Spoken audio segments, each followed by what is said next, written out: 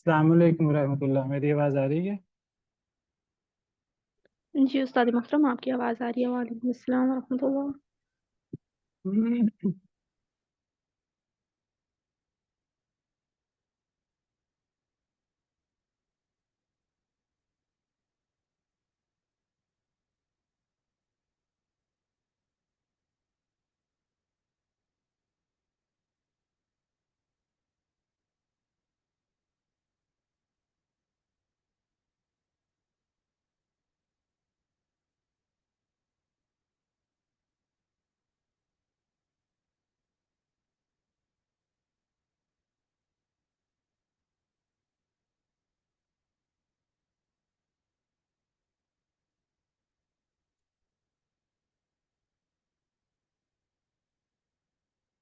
الحمد للہ رب العالمین، والصلاة والسلام علی اشرف الانبیاء والمرسلین، اما بعد فاعوذ باللہ من الشیطان الرجیم من ہمزہ ونفخہ ونفثہ۔ بسم اللہ الرحمن الرحیم۔ رب اشرح لی صدری ویسر لی امری واحلل عقدۃ من لسانی یفقہوا قولی۔ اللہم انفعنا بما علمتنا وعلمنا ما ينفعنا وزدنا علما۔ فبشر عباد الذين يستمعون القول فيتبعون أحسنه أولئك الذين هداهم الله وأولئك هم أولو الألباب۔ أعوذ بالله من الشيطان الرجيم، بسم الله الرحمن الرحيم۔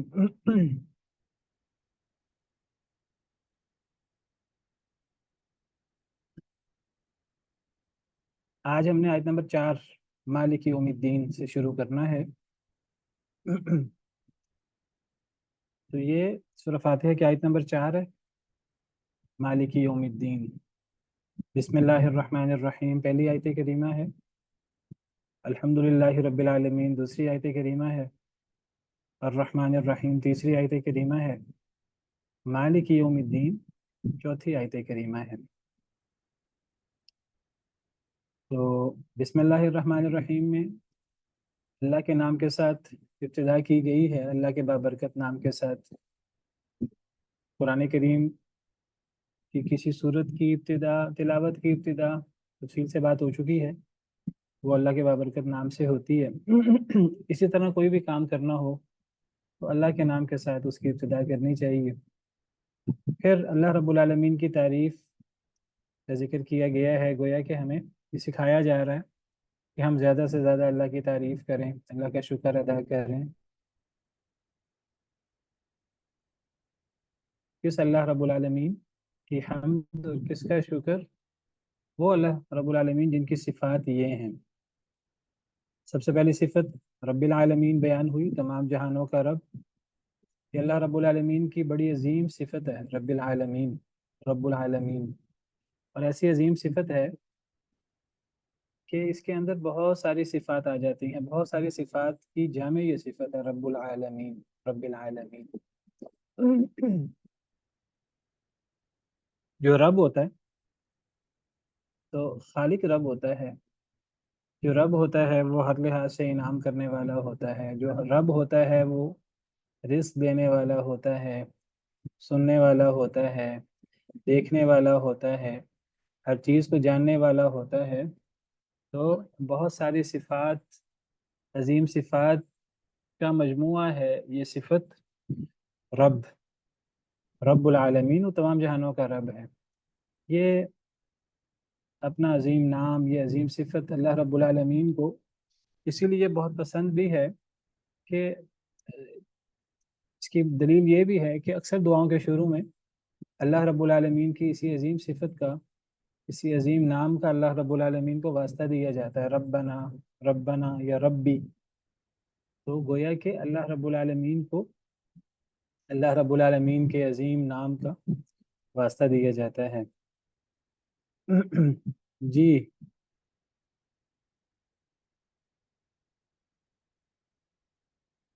جی، کس کا کوشچن ہے؟ کوئی ہینڈ ریز کر رہا تھا۔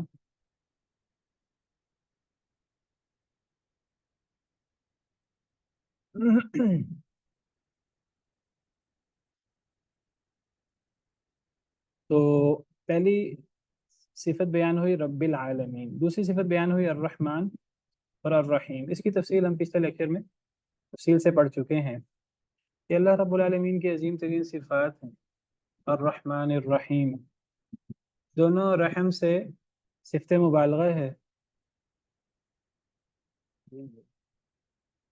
رحم سے مبالغہ ہے دونوں میں نے ذکر کیا تھا کہ الرحمن میں مبالغہ ہے وسعت کا، اللہ کی رحمت اتنی زیادہ ہے، اتنی زیادہ ہے کہ وہ مسلمانوں کے لیے، جن کے لیے اصلاً وہ رحمت نازل ہوتی ہے، جن کی وجہ سے وہ رحمت نازل ہوتی ہے، ان مسلمانوں کے ساتھ ساتھ وہ اتنی زیادہ ہے، اتنی چھلک رہی ہے کہ وہ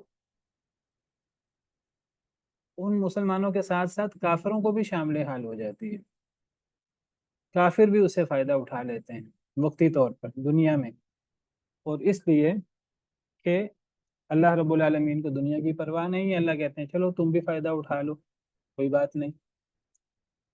قال ومن كفر فأمتعه قليلا ثم اضطره إلى عذاب النار، اللہ نے فرمایا کہ جو کفر کرے گا تو میں اسے تھوڑا سا فائدہ دوں گا، یعنی دنیا کا جتنا بھی فائدہ ہو، کسی کو سینکڑوں سال کی عمر مل جائے، بڑی نعمتیں مل جائیں، اربوں خربوں، اس کے گھر بار، اس کی ہر چیز سونے چاندی کی بن جائے، جتنا بھی مال مل جائے، قارون کا خزانہ بھی مل جائے، تو اس کی کوئی حیثیت نہیں ہے آخرت کے مقابلے میں، وہ تھوڑا فائدہ ہے، پانی کا بلبلہ ہے۔ اللہ رب العالمین کی رحمت اتنی زیادہ ہے کہ وہ اصلاً مسلمانوں کے لیے ہے، وہ مسلمانوں کے ساتھ ساتھ کافروں کو بھی مل جاتی ہے دنیا میں، آخرت میں نہیں ملے گی۔ اور الرحیم میں مبالغہ ہے، یہ مبالغہ دوام کا ہے، لمبے عرصے تک کا ہے، ہمیشہ ہمیش کا ہے۔ اللہ کی رحمت نہ صرف یہ کہ بہت زیادہ ہے، کھلک رہی ہے، بلکہ اللہ کی رحمت وہ اتنا مبالغہ کے ساتھ ہے اور اتنی کثرت کے ساتھ ہے کہ وہ ہمیشہ ہمیش کے لیے ہے، لیکن صرف مومنوں کے لیے۔ سورہ احزاب میں اللہ فرماتے ہیں وَكَانَ بِالْمُؤْمِنِينَ رَحِيمًا، اللہ تعالیٰ مومنوں کے ساتھ رحیم ہے۔ تو رحیم کا تعلق، رحیم کا مبالغہ، اس کا تعلق گویا کہ مومنین کے ساتھ ہوا، دنیا میں بھی اور آخرت میں بھی، ہمیشہ ہمیش کے لیے، کہ نعمت آپ سمجھے بڑھتی جائے گی۔ دنیا میں کچھ جھلک ہے اس کی، دنیا میں جتنی بھی نعمت ہو جائے تو وہ آخرت کے مقابلے میں تو کوئی حیثیت نہیں رکھتی، بہت تھوڑی ہے، تو پھر آخرت پہ تو بہت زیادہ ہوگی، اور ہمیشہ ہمیش کے لیے ہوگی ایمان والوں کے لیے۔ حدیث مبارکہ میں آتا ہے کہ اللہ رب العالمین کی رحمت کے 100 حصے ہیں، اللہ تعالیٰ کی رحمت کی 2 قسمیں ہیں بنیادی، ایک اللہ کی رحمت ہے جو اللہ کی صفت رحمت ہے، اس کے حصے نہیں ہو سکتے، اس کی حد بندی نہیں ہو سکتی، اس کی اقسام، اس کے حصے ہم کے 100 حصے ہیں وہ نہیں ہو سکتے۔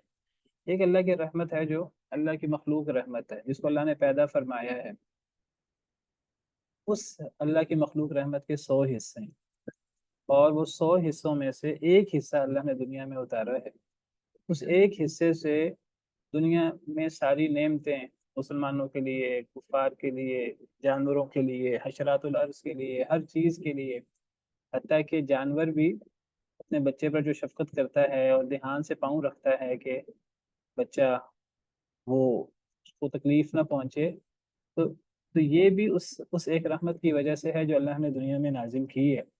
باقی اللہ نے رحمت کے 99 حصے جو اللہ کی مخلوق رحمت ہے وہ اللہ نے آخرت میں رکھ چھوڑی ہے ایمان والوں کے لیے، مؤمنین کے لیے۔ تو اللہ کی رحمت کا مبالغہ یہ جو رحیم میں ہے، یہ دوام کے ساتھ ہے، ہمیشہ ہمیش کے ساتھ۔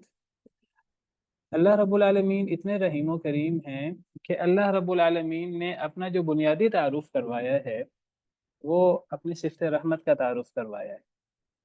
بسم اللہ الرحمن الرحیم، آپ سمجھیے سورہ فاتحہ پورے قرآن کی سب سے عظیم صورت، سب سے پہلی صورت، قرآن کی ابتدا اس سے ہو رہی ہے، اور سورہ فاتحہ کی ابتدا بسم اللہ الرحمن الرحیم سے ہو رہی ہے، اور بسم اللہ الرحمن الرحیم میں یہ بتایا جا رہا ہے کہ اللہ کے نام کے ساتھ ابتدا ہوگی، اللہ رب العالمین کے بابرکت نام کے ساتھ۔ کون اللہ؟ تو وہ جو پہلا تعارف اللہ رب العالمین کا کرایا گیا وہ اللہ کے الرحمن الرحیم ہونے کا تعارف کروایا گیا.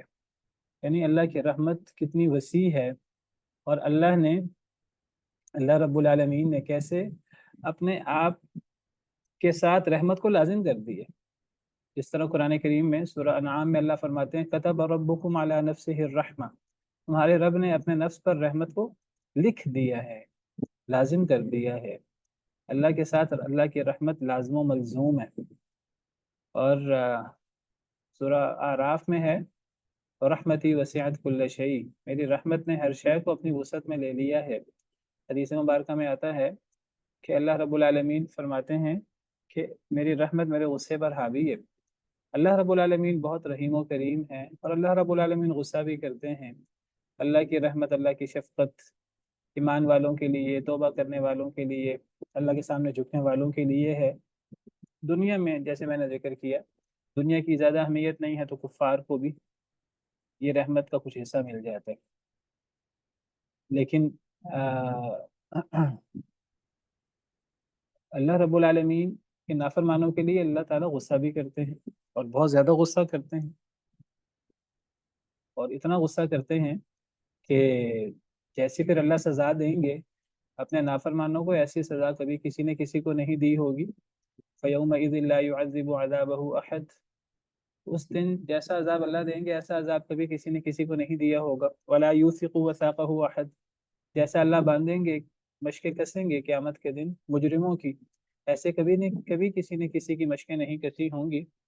تو جب اللہ تعالیٰ غفور الرحیم ہیں بہت زیادہ، تو اللہ تعالیٰ کا عذاب بھی بڑا سخت ہے. اللہ پھر عزیز ذو انتقام بھی ہے، اس بات کا بھی ہمیں پتہ ہونا چاہیے. تو جب اللہ اپنا بنیادی تعارف اور رحمت کے ساتھ کرواتے ہیں تو ہمیں پتہ ہونا چاہیے کہ یہ اللہ کی اتنی زیادہ رحمت، دنیا میں تو چلو کفار بھی شامل ہو گئے، لیکن جو اصل زندگی ہے آخرت کی زندگی اس میں صرف مومنوں کے لیے ہے. تو اللہ کی رحمت حاصل کرنے کے لیے یہ ایمان ضروری ہے، نیکی ضروری ہے، اللہ کو راضی کرنا، خوش کرنا ضروری ہے. اگر کوئی بشری تقاضے کے تحت غلطی ہو جائے، کمی کوتاہی ہو جائے، تو بندہ توبہ کر لے، اللہ کی طرف رجوع کرنا، توبہ کرنا ضروری ہے. جن کی یہ صفات ہوتی ہیں وہ اللہ کی عظیم الشان رحمت سے مستفید ہوتے ہیں. لیکن جو ایمان نہیں لاتے، وہ رجوع نہیں کرتے، توبہ نہیں کرتے، دنیا میں تو دنیا کی اہمیت نہیں ہے. اللہ تعالیٰ اپنی رحمت کا کچھ حصہ دے دیں ان کو، مسلمانوں کے مرہون منت، مسلمانوں کی بدولت، لیکن آخرت میں اللہ کچھ بھی نہیں دیں گے. ایسے لوگوں کو پانی کا گھونٹ بھی نہیں دیں گے، کھانے کا ایک لقمہ بھی نہیں دیں گے جو ان کو طاقت دے سکے اور ان کو فائدہ دے سکے، موٹا کر سکے، بھوک مٹا سکے. ایک لقمہ بھی نہیں قیامت کے دن ہوگا. تو یاد ہمیں رکھنا چاہیے کہ اللہ کی رحمت وہ ایمان والوں، توبہ استغفار کرنے والوں کے ساتھ، ورنہ یہ بہت بڑا دھوکہ ہے جس میں بعض دفعہ ہمیں شیطان مبتلا کر دیتا ہے. ہم گناہ پہ گناہ کرتے جاتے ہیں اور ہم کہتے ہیں کہ اللہ غفور الرحیم ہے.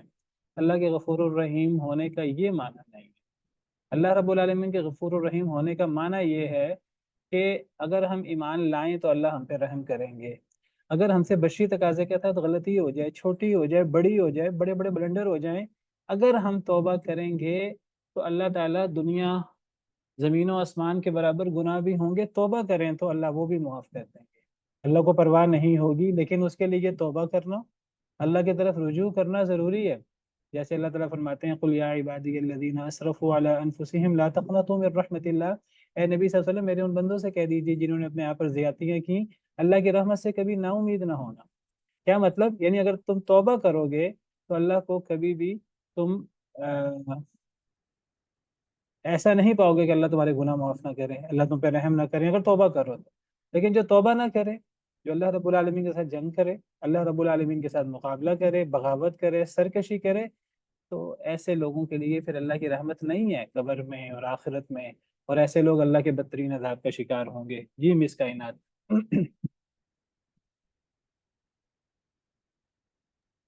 السلام علیکم ورحمۃ اللہ وبرکاتہ. وعلیکم میرا السلام۔ یہ کوشچن تھا کہ اگر دنیا میں کوئی اللہ کے غضب کا شکار ہو جائے، مطلب اللہ کی لعنت کسی پہ ہو جائے، تو اگر وہ شخص توبہ کرے تو اس کو بھی اللہ معاف کر کے اپنا غضب ہٹا کے رحمت کریں گے؟ دیکھیے، اگر وہ توبہ کرے، اگر وہ استغفار کرے، تو اللہ تعالیٰ اسے بھی معاف کر دے۔ یہود ہیں، یہود پر اللہ کی لعنت ہے۔ اگر یہود میں سے کوئی مسلمان ہو جائے اور ہوئے مسلمان، سیدنا عبداللہ بن سلام، کعب احبار وغیرہ، عیسائیوں میں کئی مسلمان ہوئے، تو اللہ تعالیٰ ان کو بھی معاف کر دیتے ہیں۔ بڑے بڑے بلنڈر ہوئے عرب لوگوں سے۔ بعض لوگ آئے نبی کریم صلی اللہ علیہ وسلم کی خدمت میں، عرض کرنے لگے، اے اللہ کے رسول صلی اللہ علیہ وسلم، ہم اسلام لانا چاہتے ہیں، توبہ کرنا چاہتے ہیں، کون سا ایسا گناہ ہے جو ہم نے نہیں کیا؟ کوئی ایسا گناہ نہیں ہے جو ہم سے سرزد نہ ہوا ہو، چھوٹے سے چھوٹا، بڑے سے بڑا، ہر گناہ ہم کر چکے ہیں۔ کیا ہمارے اس شرط پر ہم اسلام قبول کریں گے کہ ہماری توبہ اللہ کے قابل قبول ہے کہ نہیں؟ تو یہ آیات نازل ہوئی، قل یا عبادی الذین اسرفوا علی انفسہم لا تقنطوا من رحمت اللہ۔ توبہ کرنے والا، اس کے لیے تو اللہ کی رحمت ہی رحمت ہے، اس کے لیے اللہ کی رحمت بڑی وسیع ہے۔ وہ یہ ساری آیات ان کے لیے ہیں، کتب ربکم علی نفسہ الرحمہ، بسم اللہ الرحمن الرحیم میں، الحمد للہ رب العالمین الرحمن الرحیم میں جو میسیج دیا جا رہا ہے، یہ اللہ رب العالمین کی بنیادی پہچان ہے۔ جب اللہ نے رحم کو پیدا فرمایا نا، حدیث مبارکہ میں آتا ہے، تو وہ حدیث مبارکہ کے پورے الفاظ میرے ذہن میں نہیں ہیں، اس میں یہی بات واضح کی گئی ہے کہ اللہ نے اپنے ساتھ رحمت کو لازم کر دی ہے۔ لیکن یہ اللہ کی رحمت کن لوگوں کے لیے ہے؟ یہ اللہ کی رحمت ہر شخص کے لیے نہیں ہے، یعنی دنیا اور آخرت دونوں میں۔ یہ اللہ کی رحمت ہر شخص کے لیے نہیں ہے، یہ صرف اس کے لیے ہے جو رجوع کرے، جو اسلام لائے، رجوع کرے، کمی کوتاہی ہو جائے تو توبہ کرے، بڑے سے بڑا بلنڈر ہو پھر توبہ کر لے، تو خلوص دل سے تو اللہ تعالیٰ انشاءاللہ معاف کر دیں گے۔ تو جب ہم توبہ کرتے ہیں، تو جیسے وہ 100 قتل والا تھا، تو اس نے ایک جی سچی توبہ کی تھی تو اس کو اللہ نے فوراً معاف کر دیا تھا۔ لیکن جی کبھی ایسے ہوتا ہے نا کہ انسان کی توبہ کچی پکی ہوتی ہے لیکن وہ کرتا رہتا ہے مسلسل۔ تو بیسیکلی کوشچن میرا یہ ہے کہ جب بندہ توبہ کرتا ہے وہ فوراً قبول ہو جاتی ہے یا کچھ ٹائم لگتا ہے اس کو، انسان کو تھوڑا لیسن دینے کے لیے؟ قبول تو میرا ایمان ہے فوراً ہو جاتی ہے، لیکن شاید اللہ انسان کو تھوڑا لیسن دینا چاہیں گے، انسان دوبارہ ایسے نہ کرے۔ دیکھیے، ضروری نہیں ہے جس کی توبہ قبول ہو جائے اس کو دنیا میں کوئی آزمائش نہ آئے۔ انبیاء کرام علیہ السلام کو آزمائشیں آتی ہیں، نیک لوگوں کو آزمائشیں آتی ہیں، تو یہ کہنا کہ یہ توبہ فوری قبول نہیں ہوتی، اگر ایک بندہ سچے دل سے توبہ کرے کیوں نہیں قبول ہوگی؟ فوری قبول ہوگی انشاءاللہ۔ باقی اس کے باوجود اگر اللہ کی طرف سے کوئی آزمائش آئے، ضروری نہیں ہے کہ وہ اس کو پچھلے اس کے گناہوں کی وجہ سے آ رہی ہے۔ آزمائش کی کئی وجوہات ہوتی ہیں، تو آزمائشیں پھر بھی ہو سکتی ہیں۔ ہمیں صبر اور خندہ پیشانی سے اس کو اللہ کے لیے برداشت کرنے کا حکم ہے۔ اشد البلاء علی الانبیاء ثم الامثل فالامثل، سب سے زیادہ آزمائشیں انبیاء کی ہوتی ہیں، پھر جو ان کے جتنا زیادہ قریب ہوتا ہے۔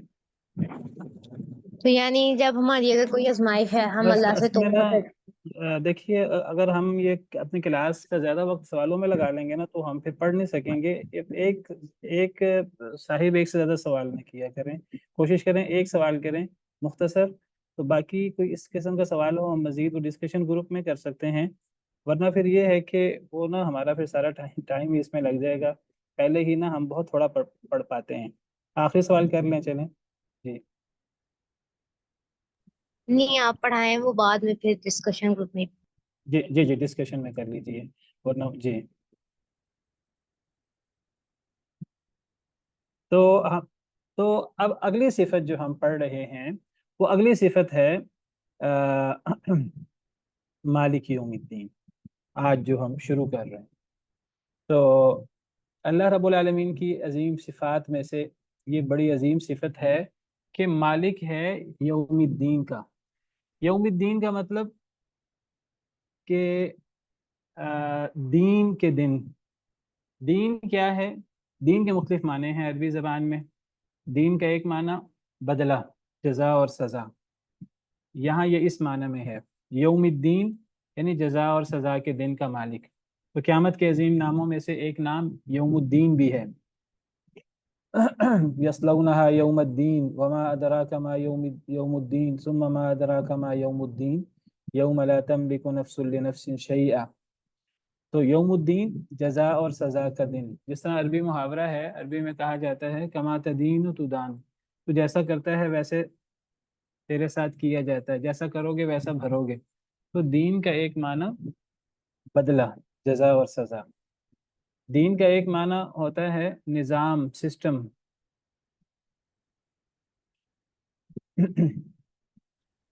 जिस तरह हमारा दीन इस्लाम है या बातिल अदियान है, अच्छा निज़ाम भी हो सकता है, बुरा निज़ाम भी हो सकता है, एक पूरा सिस्टम जो अल्लाह ने दिया है हमें, या लोगों ने फिर अपने अपने निज़ाम बनाए हुए हैं, अपने अपने कवानीन बनाए हुए हैं। तो दीन का एक माना ये भी होता है। दीन का एक माना होता है इबादत।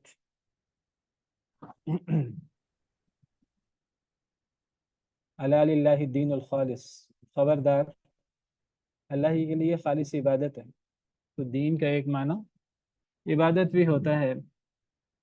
तो मुख्तलिफ माने होते हैं दीन के। तो यहाँ दीन जजा और सज़ा के माने में है, बदले के माने में है।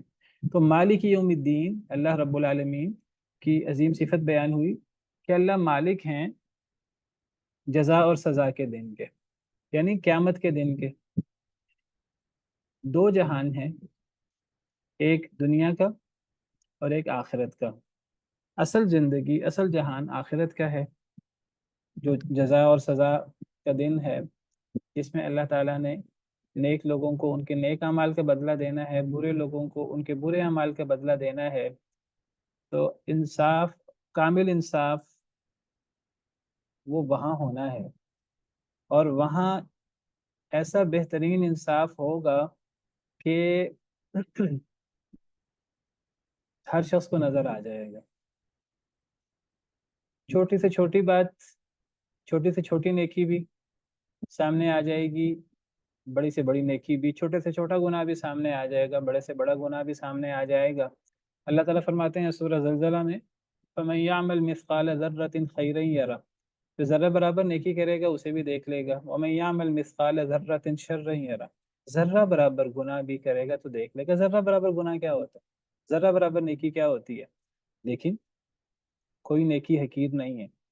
ला तहक़िरन्न मिनल मारूफ़ि शैअन वलौ अन तल्क़ा अख़ाका बिवजहिन तल्क़, किसी नेकी को हकीर न समझो, क्या पता अल्लाह ताला उसकी वजह से हमें बुलंद दर्जात दे दे, कमियां कोताहियां मुआफ़ कर दे, जन्नत में दाखिल फरमा दे। किसी नेकी को हकीर नहीं समझना चाहिए।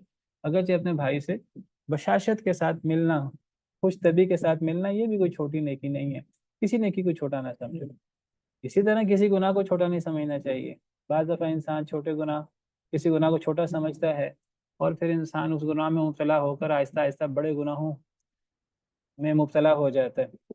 क़यामत के दिन इंसान अपना नामा अमाल देखेगा, तो कुरान करीम कहता है ववुदिअल किताब, अमाल नामे रख दिए जाएंगे, फतरल मुजरिमीन मुशफिकीन मिम्मा फी, मुजरिम लोग उसको देख देख कर डर रहे होंगे। वयक़ूलून या वैलतना मा लिहाज़िल किताबी ला युग़ादिरु सग़ीरतन वला कबीरतन इल्ला अहसाहा, वो कहेंगे इस किताब को क्या हो गया है, ना कोई छोटा गुनाह छोड़ा है, ना कोई छोटा अमल, ना कोई बड़ा अमल, हर अमल इसमें मौजूद है। वजदू मा अमिलू हाज़िरा, और अल्लाह फरमाते हैं जो उन्होंने अमल किया होगा वो हाजिर पाएंगे। वला यज़लिमु रब्बुका अहदा, आपका रब किसी पे जुल्म नहीं करेंगे। तो ये है यौमुद्दीन, जजा और सजा का दिन। लोग दुनिया के अंदर, लोग एतराज़ करते हैं, काफिर एतराज़ करते हैं कि जी, मुल्हिद एतराज़ करते हैं जी, अगर कोई रब मौजूद है, इस कायनात का कोई खालिक है, कोई बड़ा है, तो इस कायनात में इतना जुल्म हो रहा है, तो अगर रब होता तो इतना जुल्म ना होता। भाई अल्लाह ने इंसाफ करने के लिए जहाँ हतमी इंसाफ होगा वो आखिरत रखी, दुनिया में हतमी इंसाफ नहीं हो सकता। तो ये तकाजा करना ही तकाजा ही गलत है कि जी दुनिया के अंदर जालिम लोग जुल्म कर रहे हैं और नेक लोग नेकी कर रहे हैं, लेकिन हमें कोई दुनिया में जो है ना बदला मिलता नज़र नहीं आ रहा। भाई अल्लाह ने तो ये फरमाया नहीं कि मैं दुनिया के अंदर, मैंने दुनिया को यौमुद्दीन बनाया है, मैंने दुनिया के अंदर नेकोकार को उसकी नेकी के सारे बदले दे देने हैं, मैंने गुनाह करने वाले को इबरत का निशान बना देना है, और मैंने उसको उसके गुनाहों का बदला दे देना है। दुनिया में ये चीज़ें नहीं होती और ना ये चीज़ें हो सकती हैं। दुनिया के अंदर کوئی جھلکیاں ہو سکتی ہیں، کوئی برے لوگوں کو ان کی برے اعمال کی وجہ سے کوئی عذاب کی بات صورتیں ہوں، چھوٹے عذاب ہوں، ایسی کچھ ڈراوے کی چیزیں ہوں، نیک لوگوں کو اللہ تعالیٰ کچھ نعمتیں، کچھ جھلکیاں دکھا دیں، تو ایسی چیزیں ہو سکتی ہیں، لیکن دنیا اصل میں دار الجزا ہے نہیں۔ دنیا اصل میں دار العمل اور دار الامتحان اور دار الابتلاء ہے، اور یہ بہت بڑا یہ ایک اعتراض ہے ملحدین کا، اس کا جواب بھی ہے، جو کہتے ہیں کہ جی دنیا میں اگر کوئی رب ہوتا تو اتنا ظلم نظر نہ آتا۔ بھائی دنیا میں ظلم موجود ہے تو ان ظالموں کے لیے اللہ نے آخرت تو رکھی ہے، اللہ نے جہنم تو رکھی ہے، جہنم کے اندر اتنا انصاف ہوگا کہ پورا انصاف ہو جائے گا، اور ظالم اپنی پوری سزا پا لے گا۔ وَوُفِّيَتْ كُلُّ نَفْسٍ مَّا كَسَبَتْ وَهُمْ لَا يُظْلَمُونَ۔ اللہ فرماتے ہیں ہر نفس کو اس کے اعمال کا پورا پورا بدلہ دیا جائے گا، کسی پہ ظلم نہیں ہوگا۔ وَاتَّقُوا يَوْمًا تُرْجَعُونَ فِيهِ إِلَى اللَّهِ، اس دن سے ڈر جاؤ جس دن تم اللہ کی طرف لوٹائے جاؤ گے۔ ثُمَّ تُوَفَّىٰ كُلُّ نَفْسٍ مَّا كَسَبَتْ وَهُمْ لَا يُظْلَمُونَ، پھر ہر نفس کو جو اس نے کیا اس کا پورا پورا بدلہ ملے گا۔ کسی شخص کو اس نے گناہ کیا ہو، بلنڈر کیے ہوں، 100 قتل کیے ہوں، کتنے لوگ ہیں جو ہزاروں لاکھوں کروڑوں لوگوں کے پر ظلم کا باعث ہوتے ہیں، ایک ایک چیز کا بدلہ ملے گا، چھوٹی چیز کا بھی، بڑی چیز کا بھی۔ نہیں کسی کو اگر یقین آتا تو قیامت کے دن دیکھ لیں، قیامت کے دن پورا انصاف ہوگا۔ تو یہ بات کرنا کہ دنیا کے اندر انصاف نہیں ہے، یہ چیز نہیں ہے، تو اگر انصاف ہوتا تو ہم کہتے کہ اللہ موجود ہیں، تو یہ ایک بڑی کم علمی اور بڑا عجیب سی لاجک ہے، بڑی ایک کم فہمی کی بات ہے، جب اللہ نے دعویٰ ہی نہیں کیا کہ میں نے دنیا کے اندر انصاف کرنا ہے۔ یہ ایسی بات ہے جیسے ایگزام ہو رہا ہو تو ٹیچر کہیں کہ جب نتیجہ نکلے گا تو پھر جو ایک بد محنت ہے، نتیجے میں اس کو اس کے بد محنتی کا پتہ لگے گا، اور ایک محنت کرنے والے کو اس کی محنت کا نتیجہ ملے گا۔ تو ابھی ایگزام ہو رہا ہو تو ایگزام میں ہی کچھ لوگ جو ہے نا وہ اٹھ کے اعتراضات کرنا شروع کر دیں کہ ایگزام میں تو سب کو برابر بٹھایا گیا ہے، یہاں جو جس نے محنت نہیں کی وہ بھی ہمارے ساتھ بیٹھا ہے، اس کو بھی اتنا ٹائم دیا گیا ہے، ایک بندہ جو ہے بڑا ہی وہ ذہین ہے، بڑی محنت کرنے والا ہے، تو کوئی فرق نہیں کیا گیا۔ تو بھائی ایگزام میں، امتحان میں تو فرق نہیں ہوتا، فرق تو وہ نتیجے کے دن ہوگا نا، تو نتیجہ کے دن تو دنیا ہے ہی نہیں۔ تو دنیا کو نتیجہ سمجھنا یہ کج کج فہمی ہے نا، اور کج وحسی ہے، اور یہ بہت بڑا جواب ہے اس اعتراض کا، جو لوگ ملحدین اعتراض کرتے ہیں جی اگر اس دنیا کا کوئی خالق ہوتا، مالک ہوتا، تو ہمیں دنیا میں ظلم نظر نہ آتا۔ بھائی اللہ نے دنیا میں ڈھیل دی ہے، یہی بات فرشتوں نے کی تھی، تو کہ انسانوں میں ایسے لوگ بھی ہوں گے جو فتنہ فساد کریں گے، قتل و غارت کریں گے، تو اللہ نے جو برے لوگ ہیں اللہ نے ان کو بدلہ دینا ہے، جو نیک لوگ ہیں اللہ نے ان کو بھی بدلہ دینا ہے، لیکن وہ اصل بدلہ آخرت میں ہوگا۔ تو یہ کہنا جی دنیا میں بدلہ کیوں نہیں ملتا، دنیا تو امتحان ہے، دنیا میں اللہ تعالیٰ بعض جھلکیاں دکھا دیتے ہیں، تو یہ مطلب ہے مالک یوم الدین، وہ ہے جزا سزا کا دن، اللہ اس دن کا مالک ہے۔ اب وہ تو ہوا قیامت کا دن جو اصل دن ہے، وَإِنَّ الدَّارَ الْآخِرَةَ لَهِيَ الْحَيَوَانُ، آخرت کا گھر اصل زندگی وہ ہے۔ دنیا کی زندگی تو ایک کھیل تماشا، ایک ڈرامہ ہے، ڈرامے میں چیزیں ہمیں الٹ کئی دفعہ نظر آ رہی ہوتی ہیں، حقیقت نظر نہیں آ رہی ہوتی۔ دنیا کی زندگی ایسی ہے، ہمیں دنیا میں کئی دفعہ ایک بندہ بڑا بدحال نظر آ رہا ہوتا ہے، لیکن وہ دوسرے لوگ ہمیں بڑے خوشحال اور بڑے ایسے نظر آ رہے ہوتے ہیں جی دنیا میں ان کی بڑی اہمیت ہے۔ تو کیا پتا کہ وہ جو بدحال شخص نظر آ رہا ہے، تو کیا پتا وہ ان سینکڑوں، ہزاروں، لاکھوں، کروڑوں لوگوں سے اوپر ہو جن کو ہم دنیا کے اندر بڑا کامیاب سمجھ رہے ہیں۔ نبی صلی اللہ علیہ وسلم کے سامنے 2 شخص گزرے، آپ نے صحابہ کرام کو تربیت دیتے تھے، آپ سکھاتے تھے۔ آپ نے پوچھا صحابہ کرام سے کہ یہ ایک شخص گزرا بڑا ہی کر و فر کے ساتھ، تو بڑے ہی عیش و عشرت کے ساتھ، تو نبی صلی اللہ علیہ وسلم نے پوچھا تمہارا اس کے بارے میں کیا خیال ہے؟ صحابہ کرام نے کہا، جو بات ان کے دل میں تھی انہوں نے کہی، انہوں نے کہا کہ بڑا یہ معزز شخص ہے، تو یہ بڑی عزت والا ہے، بڑی شان والا ہے، اگر یہ کہیں رشتہ وغیرہ بھیجے تو اس کا رشتہ قابل قبول لیا جائے گا، ہاتھوں ہاتھ لیا جائے گا، کہیں سفارش کرے اس کی سفارش قابل قبول ہوگی، اس کی بات کی بڑی اہمیت ہے، بڑا وزن ہے، ایک بڑا قابل شخص ہے۔ آپ خاموش ہو گئے، کچھ نہیں فرمایا۔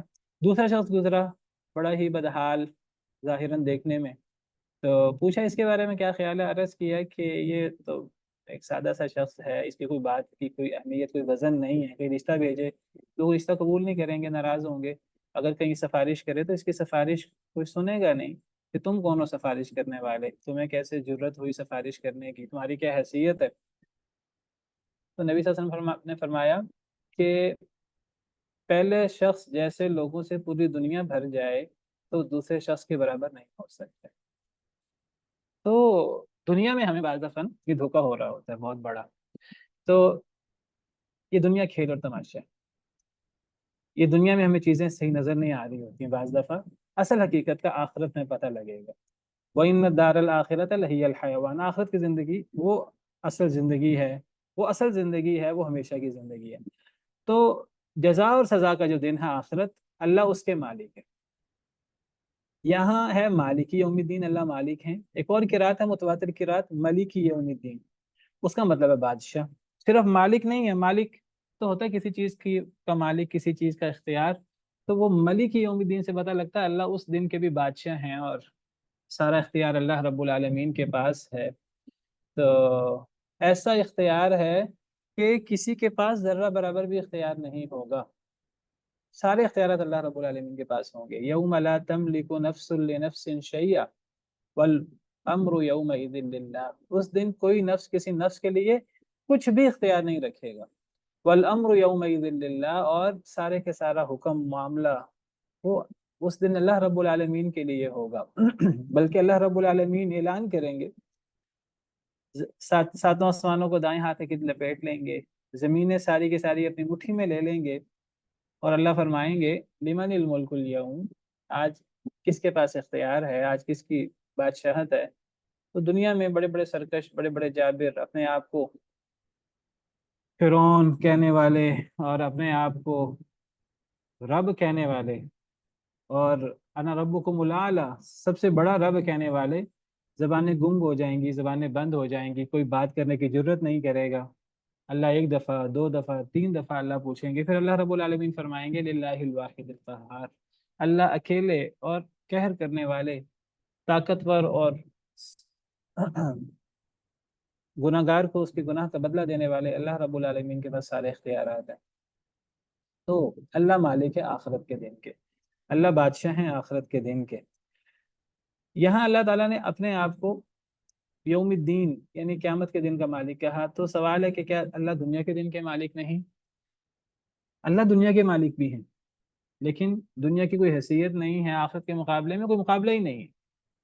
यानी समुंदर के साथ कतरा हो पानी का, वो हैसियत भी नहीं है दुनिया की। तो दुनिया की का जिक्र नहीं किया, आखिरत का जिक्र किया। या फिर ये है कि दुनिया के अंदर लोगों को धोखा हो जाता है बाज़ दफ़ा और अल्लाह ताला ढील दे देते हैं।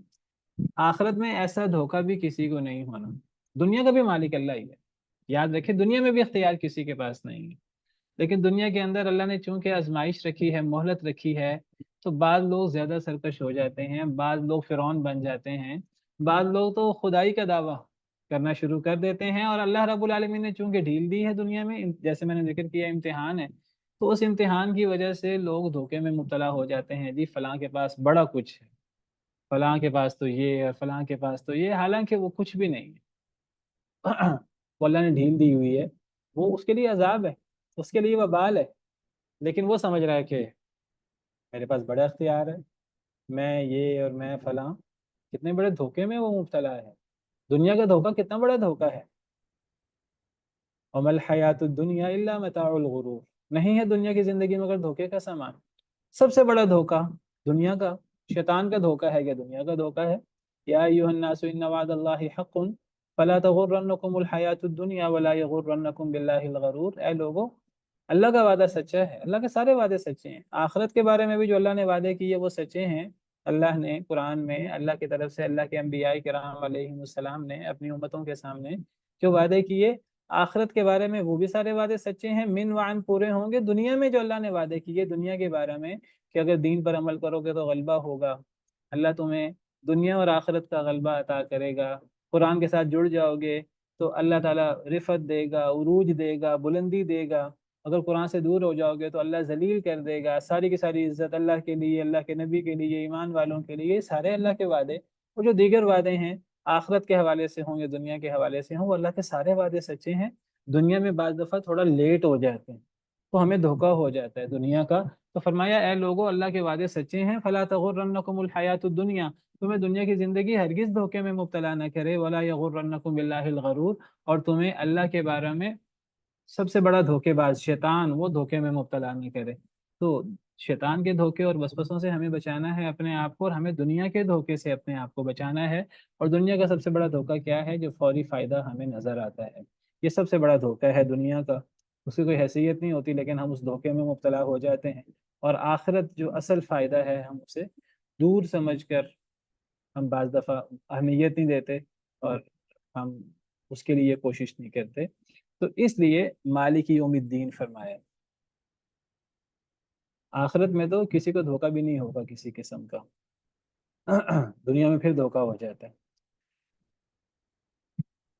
یہ چار آیات اللہ رب العالمین کی تعریف کے بارے میں، بسم اللہ الرحمن الرحیم بھی اللہ کی تعریف ہے، الحمدللہ رب العالمین بھی اللہ کی تعریف ہے، الرحمن الرحیم بھی اللہ کی تعریف ہے، مالک یوم الدین بھی اللہ کی تعریف اور اللہ کی عظیم صفات ہے۔ ایاک نعبد و ایاک نستعین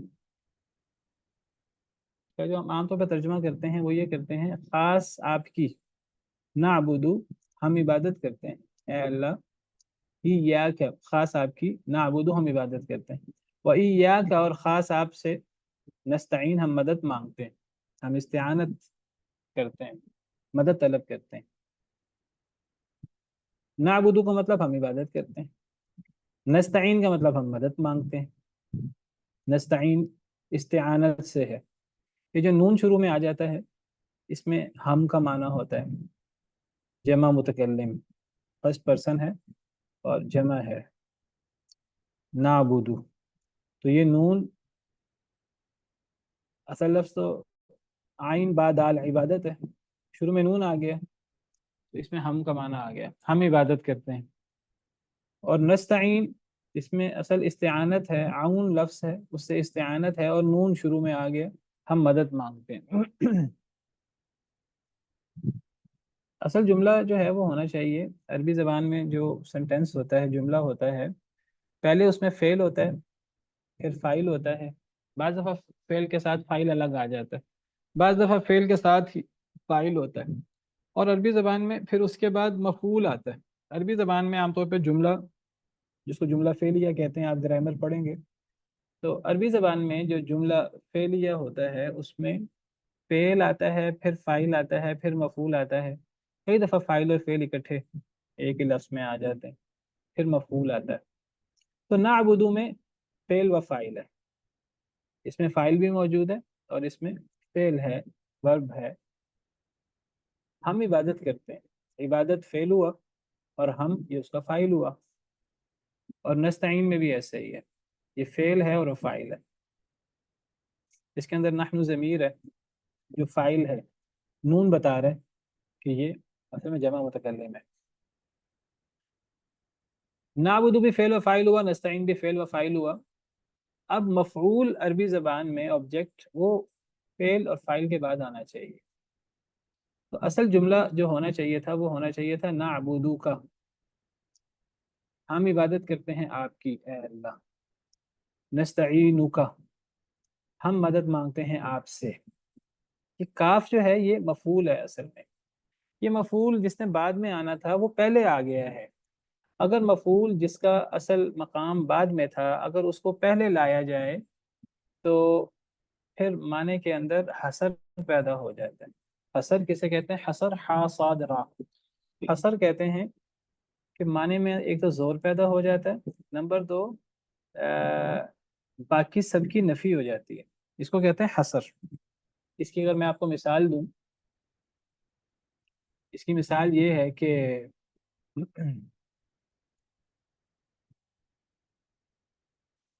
مثلا اگر میں کہوں کہ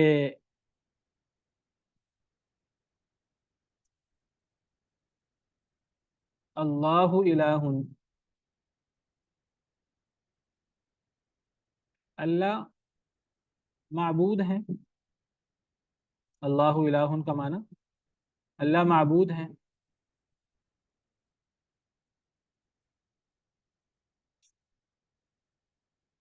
اور ایک ہے لا الہ الا اللہ۔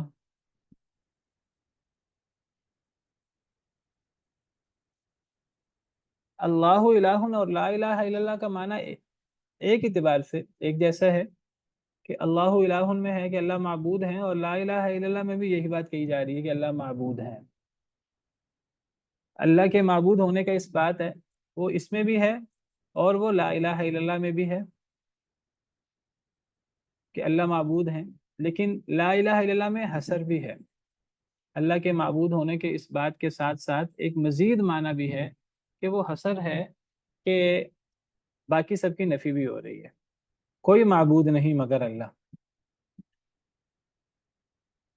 تو یہ جو حصر کا انداز ہے، تو ایک جملہ ہوتا، اگر ہوتا، اصل جملہ ہے نعبدو کا۔ نعبدو کا مطلب ہے کہ ہم عبادت کرتے ہیں آپ کی اے اللہ، اور اسی طرح نستعینو کا، اس کا مطلب ہے کہ ہم مدد مانگتے ہیں آپ سے۔ اب اگر یہ جو کاف ہے، یہ جو بعد میں آنا تھا، اگر اس کو ہم پہلے لے آئیں، یہ کاف چونکہ یہ مفعول والا کاف جو ہے، اور یہ والا کاف بھی جو مفعول ہے، اس کو ہم بعد کی بجائے شروع میں لے آئیں، تو مفعول پہلے آ گیا۔ اب مفعول پہلے آنے سے وہ معنی تو اپنی جگہ برقرار ہے کہ ہم آپ کی عبادت کرتے ہیں اے اللہ، ہم آپ سے مدد مانگتے ہیں اے اللہ، یہ معنی تو اپنی جگہ موجود ہے۔ اس کے اندر ایک مزید معنی پیدا ہو گیا ہے جو معمول بعد میں آنا ہوتا ہے، اگر وہ پہلے آ جائے تو عربی زبان کا قاعدہ یہ ہے کہ اس کے اندر مزید ایک حصر کا معنی پیدا ہو جاتا ہے۔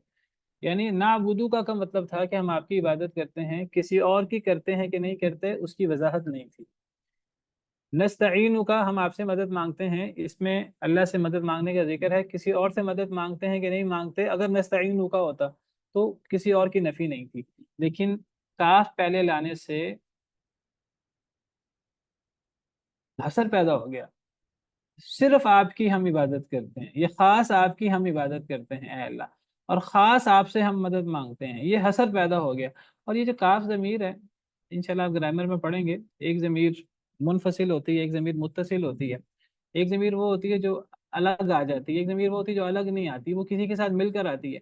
یہ جو کاف ضمیر ہے یہ متصل ہے، تو اس کے ساتھ پھر یا لگانا ضروری ہے، یہ یا کے بغیر استعمال نہیں ہوتی، کیونکہ یہ متصل ضمیر ہے تو مجبوراً یہاں یا کا لگانا پڑتا ہے۔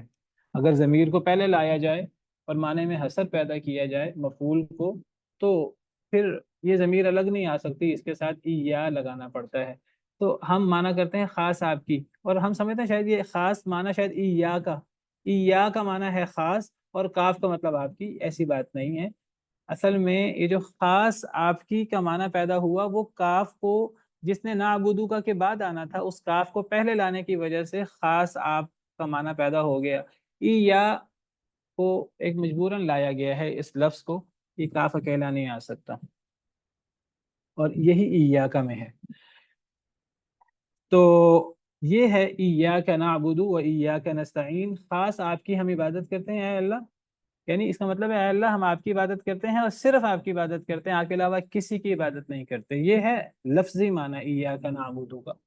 اور وَإِيَّاكَ نَسْتَعِينُ کا مطلب ہے کہ اے اللہ ہم آپ سے مدد مانگتے ہیں اور صرف آپ سے مدد مانگتے ہیں، اور آپ کے علاوہ کسی سے مدد نہیں مانگتے۔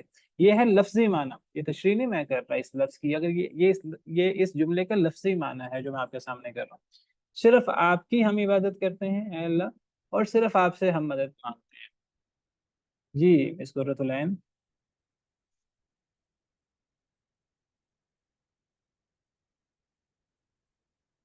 صرف آپ کی ہم عبادت کرتے ہیں اور صرف آپ سے ہم مدد مانگتے ہیں۔ اللہ تعالیٰ، کاف جو ہے یہ مفعول ہے، اور کاف سے مراد اللہ تعالیٰ۔ اصل میں پہلے اللہ تعالیٰ نے اپنا تذکرہ کیا ایک تھرڈ پرسن کے طور پر، بسم اللہ الرحمن الرحیم الحمد للہ رب العالمین الرحمن الرحیم مالک یوم الدین۔